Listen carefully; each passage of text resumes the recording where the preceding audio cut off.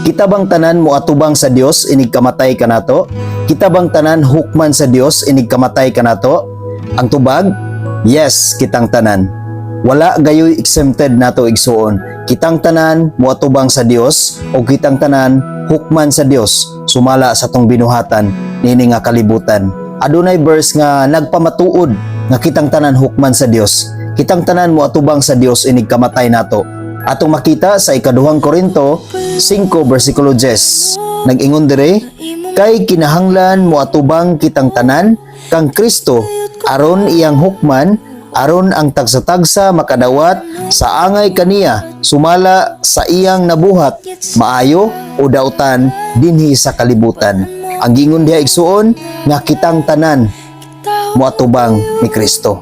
Walay exempted igsuon. Kitang tanan moatubang sa Dios. Kitang tanan hukman sa Dios. Walay giingon diha nga naay exempted nga moatubang sa Dios. O wala giingon diha nga by group ang pag-atubang sa Dios, kundili ang tagsa-tagsa kanato moatubang ni Kristo.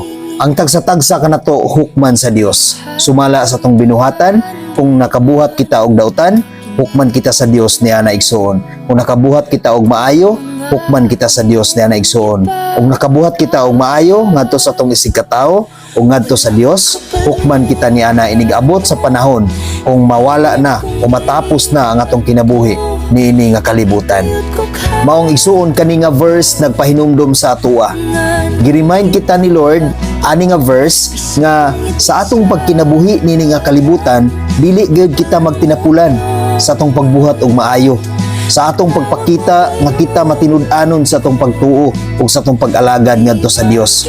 Tungod kay kanang tanan igsuon mo reflect na inighuman sa atong kinabuhi nini nga kalibutan.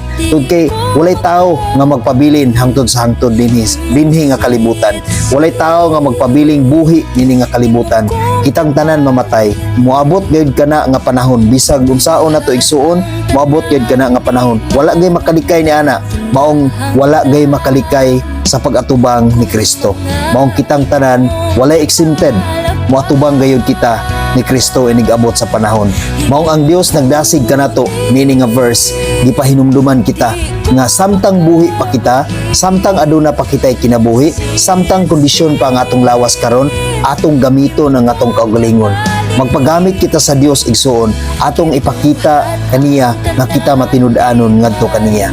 Magbuhat kita og maayo ngadto sa Dios ug magbuhat kita og maayo ngadto sa atong isig katao. Tungod kay kanang tanan mo reflect kana inig katapos atong kinabuhi ini nga kalibutan. Tungod kay hukman kita sa Dios sumala sa atong binuhatan ug wala gayon makalikay ni ana igsuon. Maong igsuon samtang may panahon pa, atong ipagamit ang atong kaugalingon ngadto sa Dios. Tungod kay kining atong kinabuhi dili kitay tag-iya niini kun dili ang Dios. Amen. God bless sa tanan.